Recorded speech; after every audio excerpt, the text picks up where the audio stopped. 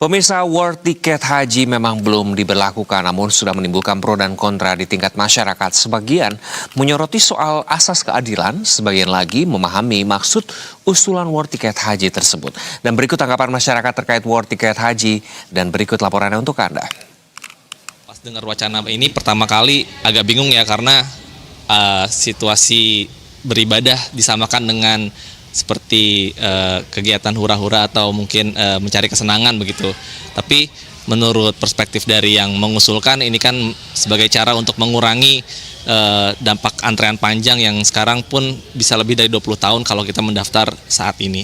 Kalau secara pribadi saat ini saya berpendapat belum setuju, karena bagaimana nasib mereka yang sudah mendaftar jauh-jauh dari tahun-tahun sebelumnya. Kalau mungkin wacana ini direalisasikan tahun depan, kalau ini berhasil, yang mereka yang udah harusnya berangkat nanti tergeser karena masalah finansial yang mungkin belum bisa mereka sanggupi, tergeser sama mereka yang dapat kuota lebih awal dari war tiket haji tersebut. Kalau saya pendapat pribadi nggak setuju. Kenapa?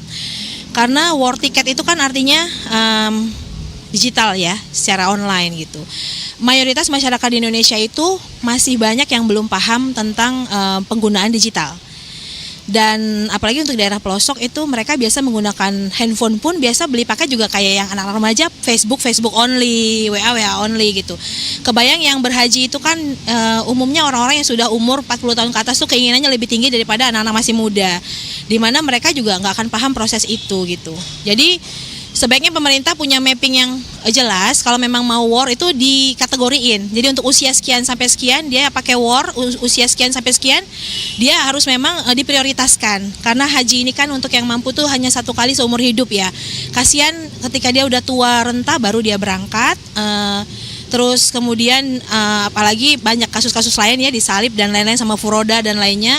Saya tidak setuju kalau dilakukan war tiket, karena kasihan sama warga yang sudah mendaftar, bahkan sudah bernabung bertahun-tahun, bahkan sampai puluhan tahun atau belasan tahun. Bagaimana nasibnya mereka?